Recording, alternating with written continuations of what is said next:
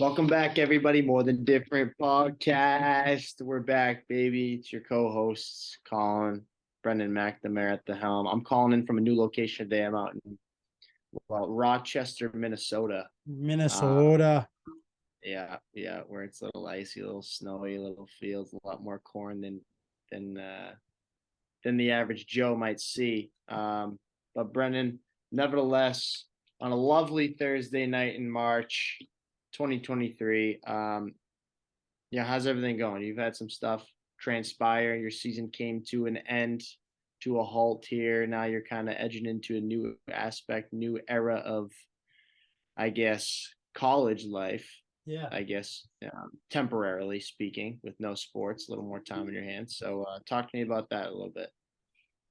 I will. Yeah, it's been a long week. A week ago, last Thursday, our season came to an end.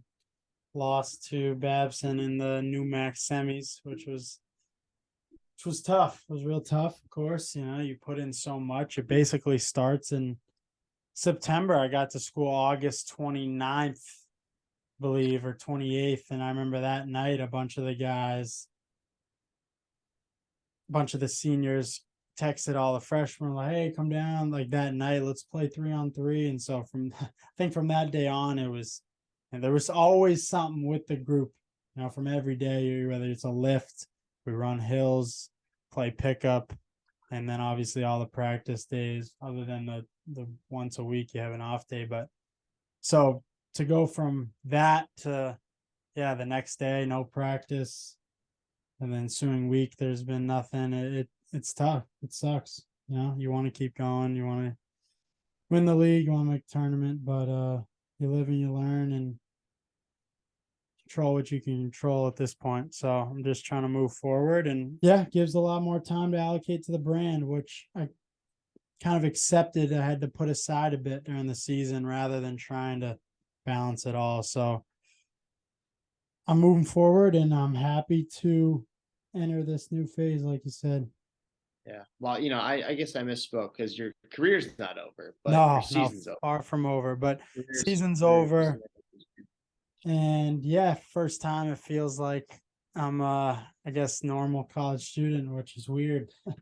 But taking a little time away from hoop, and once I get back into it, I'll hit the ground running. But like I said, more time for the brand, and that is what the brand needs: attention, time, and consistency. So will never hurt yeah, anybody. no, yeah. Well, you put so much time and effort into your season, so it's always tough for the season to come to a halt. Um, just putting in the work, like you said, running hills in the fall. Um, there's a lot of pain that's felt when you're going through those tough times, especially in the fall, especially in the for college basketball season that's long and a lot tougher than your poster child basketball season in high school. So it's definitely an adjustment, and Yeah, it is. it's It definitely an adjustment. But that preparation in the fall definitely sets you up for a very gratifying experience, especially when you start to eclipse some of the goals that you set in the fall with a team that you create a bond with that you wouldn't have with anybody else based on the experiences you go through. Yeah, absolutely. I will say one of the biggest myths, although I understand why people say it because they're gonna miss it and you don't want to let it fly by, but people say, or maybe it's because of my first college season, but it's like, oh, the season flies by. It flies by. The season don't fly by, man.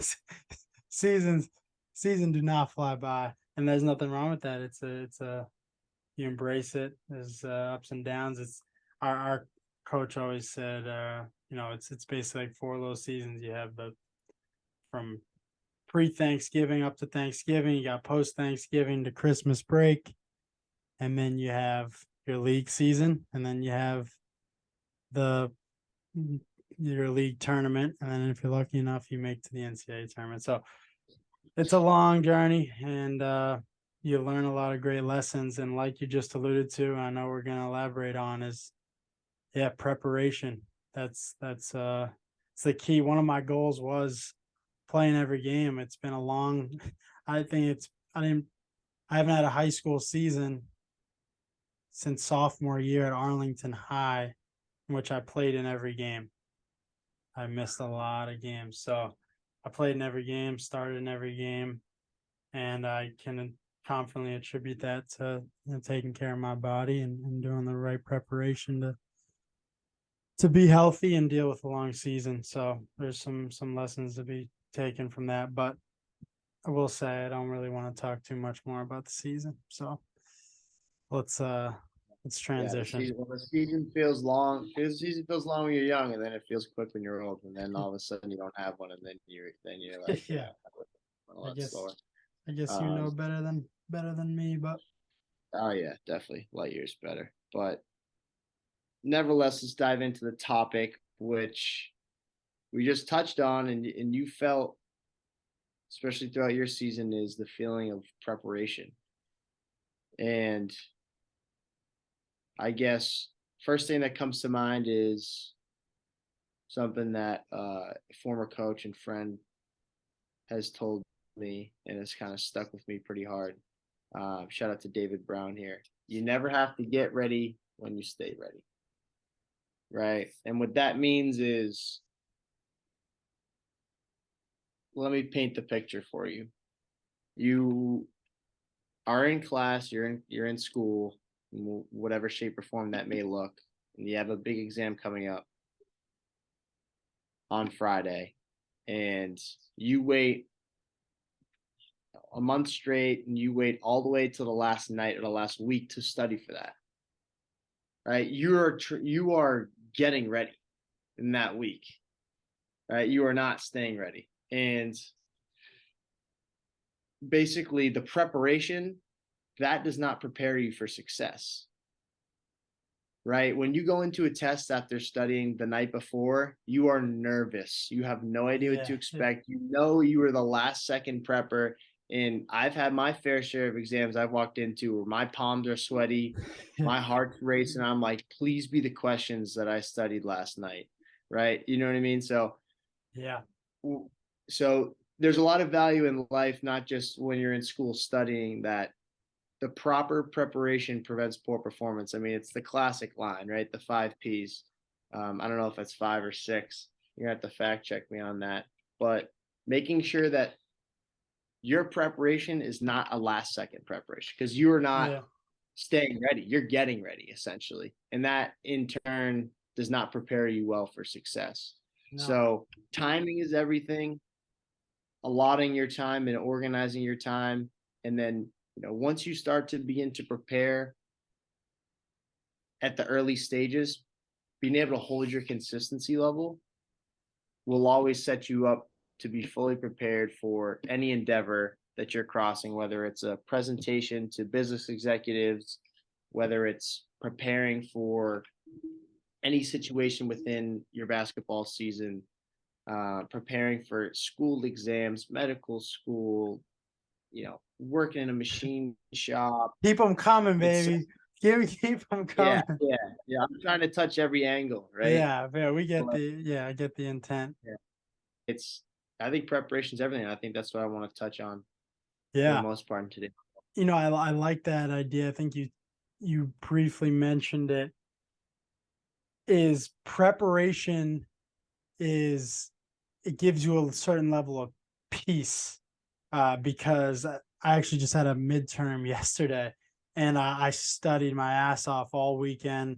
I was looking at it since last week. I've kind of had the dates circled for quite some time now, trying to do. I was talking to Maeve because she's in medical school, and this was for like a neuroscience class.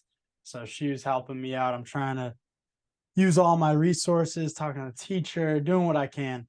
And so when I go into the exam, naturally you get the little performance anxiety, no different than sports. But at the same time, I'm saying, and I studied hard for this, and I think my approach and my preparation was good as well. Obviously, preparation can have good and bad preparation. They're not all. It's like saying I have habits. That doesn't imply they're good. There's good and bad habits. I digress. I say that to say that I thought my preparation was good, and so as a result, I'm going into the test saying I'll be at peace with my result here. I trust that it'll be good because I've prepared. But if it's not, I know I did prepare, but I also know, okay, it gives me some feedback to say, all right, I may need to alter my preparation. But when you do prepare, again, you can feel that calmness, that peace, that confidence, and I think that's huge when you're in moments that may be anxiety inducing or create nervousness. I mean, yeah, that's I'm sure a relatable example for many, and certainly sports are as well, different games and whatnot. So Yeah, well, think about this.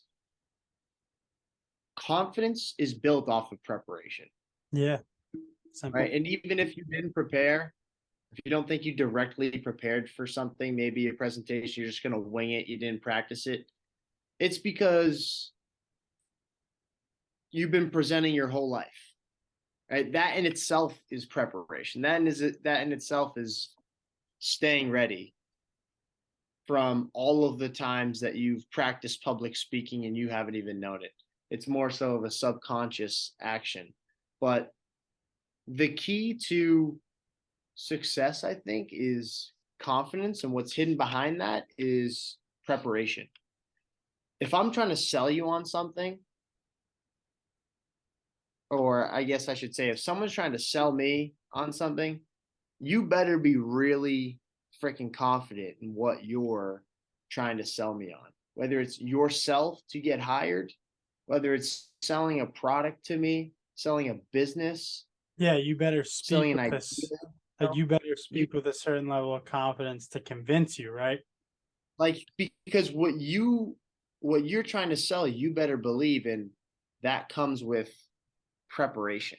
That comes with knowing each endpoint in and out of whatever you're trying to explain here. Or I get I'm binning this into specifically presentations and selling, but it expands to greater aspects of that. But Yeah, very ambiguous.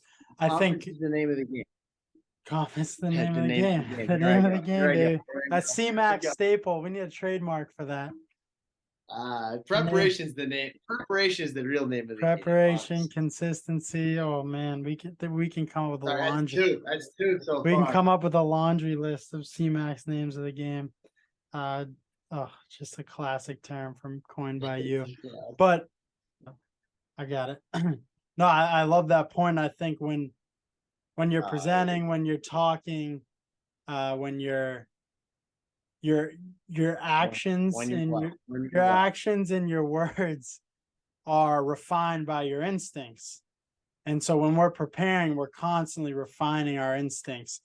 Give an example, another example, and we've alluded to multiple occasions on the pod, is the importance of building a expansive vocabulary, deep vocabulary. And so it starts at stage one. You learn the words, you read the book. I got the book right here on me at all times, verbal advantage. That's neither here nor there. And at first, the stage is, you read it and you think you know the words, but you don't really know how to use them. And trust me, it's a whole lot of trial and error. And then over time, as you're talking, for me now, it's like as I'm talking to you, I'll think in synonyms because I've read this book so many times. You see all the synonyms. So as I'm thinking of certain word, I'll immediately think of another word that is synonymous with that, and I'll plug that in. And that's all happening super fast because obviously I'm not speaking one word per 5 seconds. Like this is flow. And then as you're writing, when you even have, you don't think, it's all impulsive and instinctual. And again, when you're writing, you have even more time to think about what you're going to say. And so all those words come even faster. It's like the flow state of operating in your life.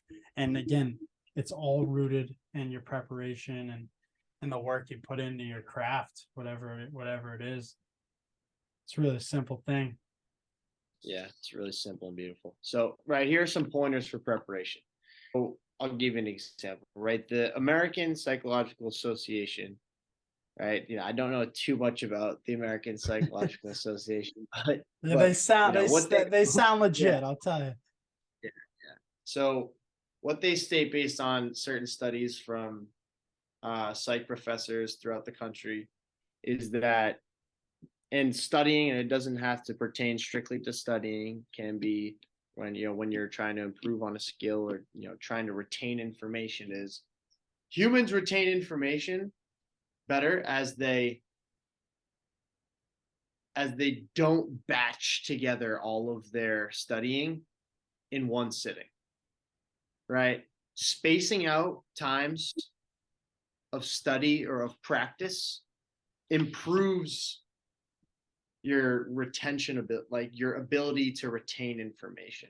So, like going back to studying for the exam example, right? Studying 4 hours the night before is more inefficient than studying 1 hour a night for 4 nights leading up to your exam. You're going to retain more information doing that long term, especially, right? There's more studies that say it might be beneficial to study 4 hours the night before the exam, but long term, you'll forget that information as soon as that exam ends, right? The next day you won't remember. But if you periodically study, your mind is trained. Your mind is trained to take in information, right? The first time, soak it in, forget it, and then retrieve it again, right? Basically, feeding your mind the same information until, right, it gets bounced in and out to the point where it just sticks. And if you do that once, right, you can imagine that the chances of you retaining that information is slim to none. But if you just carve out time, right, periodically, whatever that time span is, right, over time you'll start to, right, retain that information, and it sticks, and you can begin to apply that. And that's when you go from being knowledgeable in a subject to becoming an expert. When Yeah. you build those habits of preparing over lengthy periods of time, studying and practicing. Um, and at the end of the day, I was thinking to myself, I was like, what I want when I'm sitting and reflecting myself, I want to be able to sit down and say, you know what, I'm an expert at 2 to 3 things. Oh Like, yeah. I'm an expert in 2 to 3 fields. And, I'd say to say that I am not that. And I'm trying to figure out, right, what fields I want to be an expert in, Yeah, right? right. That's I, the key. it's the key, right? You can be a man of many trades, but you're not going to be really valuable in all of them. You want to be specialized in something so you can be a huge asset to Yeah, anybody that and needs utilize it right. You want to do it, want to know about it.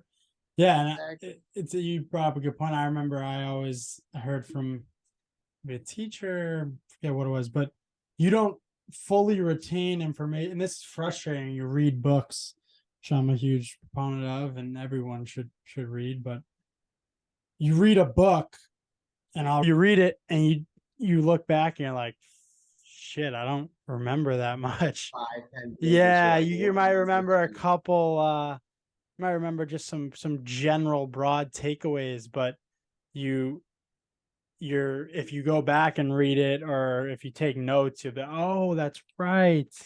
And so you Yeah, don't fully retain a book, or if it's a storyline or plot, you won't fully know it well enough to like regurgitate it uh until you read it 3 times.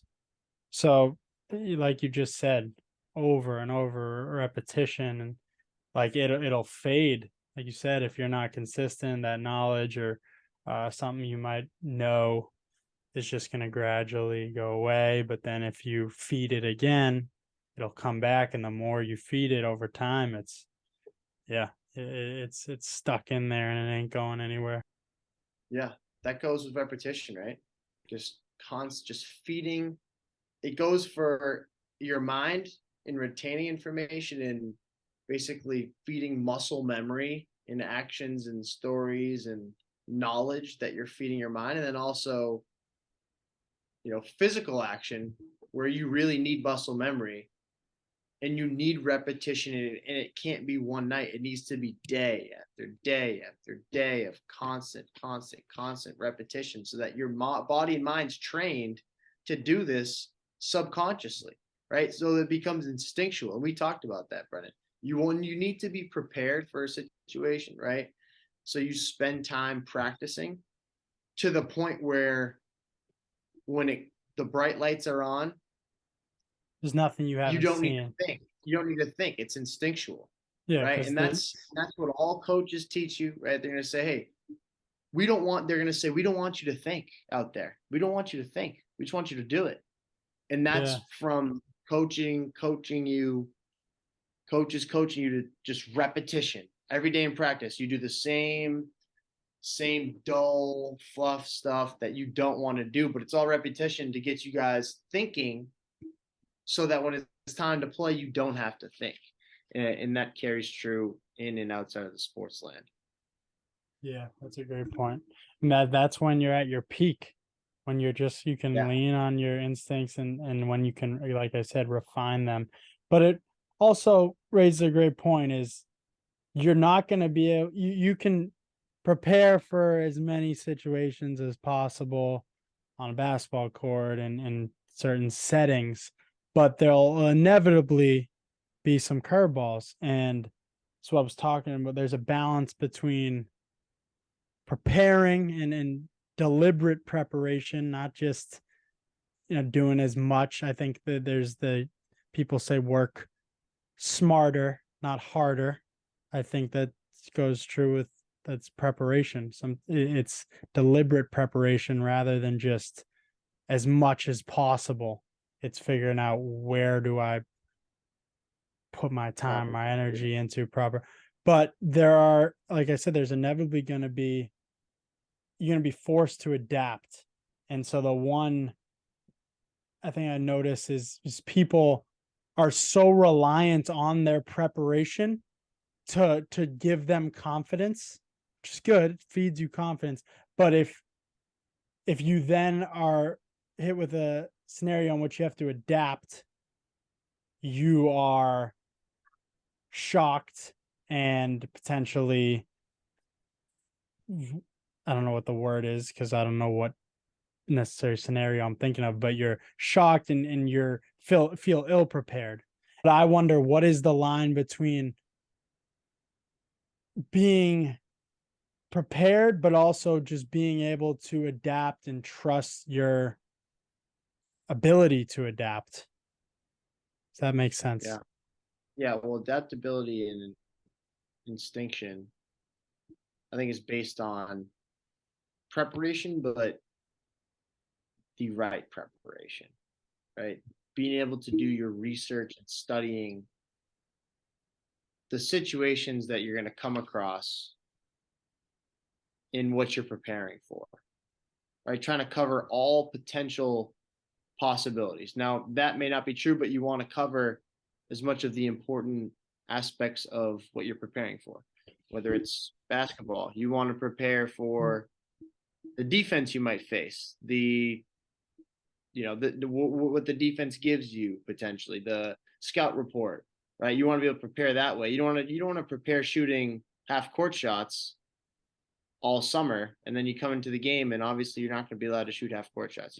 That completely unrealistic example, but being able to say, hey, you need to prepare and do your research and understanding the situations you're going to be in when the lights are on, Yeah. essentially, right? Yeah. So maybe what I'm saying, I guess, articulating it better, is the importance, even more so, of the mental preparation, the ability to deal with change, uncertainty, dealing with it mentally more so than it is like trying to prepare for every possible scenario or trying to feel as prepared for every hypothetical situation. Like, how is it more, do you think it's more important to put that into your mental preparation so that you can face any emotion that may arise in any said scenario. You see what I mean? At some points, it's just the intangibles. At some point, it just gets to the intangibles where, you know, you just got to, whether you're prepared or not, you got to walk in with a certain level of confidence. Yeah. And that will start to, you know, consume all other emotions that you might face. It's like you need to walk up there, even if you haven't prepared anything. You need to walk up to the stage, walk up into the game like you just spent 10,000 hours getting ready for this. Yeah. You need to be able to some extent, you need to be able to fake it till you make it, and that's not what we're trying to preach here. But I mean, like for example, right before you cut me off earlier in the episode, Jack, it was a Kobe quote, and he says when a reporter asked him about where he gets his confidence from, right? He says the confidence comes from preparation, right? When the game is on the line, he's not asking himself to do something that he hasn't done 1,000 times before. So he knows the situation, he knows the shots that he may get, and now he's preparing himself when the bright lights are on. This is what I know I'm going to be able to go to and have the utmost confidence in, because I've done it so many times to the point where I can't even think about it. I can't even think about being worried because I've done it to the point where my body hurts. Yeah. Um, So it's almost allegedly, like a like Kobe said, RIP Kobe. Preparation leads to confidence. And then I think that also, like you said, sometimes you just gotta have that confidence and not the fake it till you make it mentality, but just preparation leads to confidence, but confidence also leads to feeling prepared. Like your confidence can guide you in any situation and give your, you know, yeah, to an I think it goes extent. both ways. I don't think always, but more so in situations where you're forced to adapt. You can't always lean on you. You're gonna be faced with something that, oh, I wasn't prepared for. Matter of fact, today I had a presentation, just didn't go to all too well. I kind of misread the assignment, and on the spot, professor asked, "Oh, what about that part?" Which just didn't do, and yeah, I improvised on the spot. It wasn't great, but point is, you're going to be put in spots where you're forced to adapt and improvise, and you got to be able to do it because life is all uncertainty. We can prepare as much as we want for just different things, but it's all kinds Yeah. of uncertainty. Yeah, I mean, you just want, I think, in the broad scheme of things, you want to try and put yourself in as many uncomfortable situations as possible to get Yeah. you prepared for as many unpredictable situations as possible. Oh, that's Now, mean. That's mean. I guess, what I'd say is, right, you don't get great preparation without great consistency, right, in your preparation. And you don't build great instincts without great preparation in most cases. And it could be subconscious preparation, it could be preparation that you built out throughout life that wasn't necessarily tailored to one specific end goal. Um, I mean, I'd say your instincts have grown because you've been a very social person your whole life and you've never hesitated to put yourself in front of crowds. And I think that's built you up to become a very Confident. bright person. Yeah, Yeah, you're prepared extremely and confident. So when someone asks you a question, you need to use your instincts, and it may not be the right answer. You can be confident in what you're going to say because you've spoken to large crowds before. You're like, you know what? People listen to what I say. So even if I you may got not be an expert in this field, I'm going to say something that I believe in, and whether it's right or wrong, you guys are going to listen. right. And so you're confident to say what you're thinking or share your knowledge. And if it is wrong, you're also confident that if it's wrong or you get some feedback and you have to deal with setback, you have the confidence to handle that and the preparation to handle setbacks because you deal with those and how you respond to them. Yeah, proof is in the progress, proof is in the preparation. Yeah, you don't build progress without preparing. I mean, I think it's something I've gravely struggled in. I think I've for a lot of the time during school, I had been a last second studier, maybe because poor time management. And I think you get pinned as, right. You definitely become a grinder when you do whatever it takes to prepare yourself, whether it's the best or the worst way. But building the great habits to not it's working smarter, not harder. And you work harder when and not in the smartest way when you're up studying till 4 in the morning and your exams at 9. You know what I mean? You want to study. And I keep putting this studying because everyone's learning. You're always learning. You're continuing to learn outside of school. There's always room Yeah. for growth, always room to improve, right? We're some of the most advanced living beings on this planet, right? We are very, very smart people, and we need to leverage that as much as possible. So, uh, yeah, failure to prepare is preparing to fail. Everyone's heard it before, and it's not cliche. I'll say that We've heard it's it not. before, but let's hear it one more time. Failing to prepare is preparing to fail. Failing to prepare is preparing to fail. Here to hear, folks. We will be back. We're gonna keep preparing for these. Keep coming at you with these. We still got some hoodies left. These shirts are the comfiest. This is the comfiest t-shirt I own. Comfiest shirt I've ever worn. On the website, Authentic Not Perfect. Get them in. We'll see y'all next week. Appreciate all our listeners as always. And to the moon. Let's go. Okay.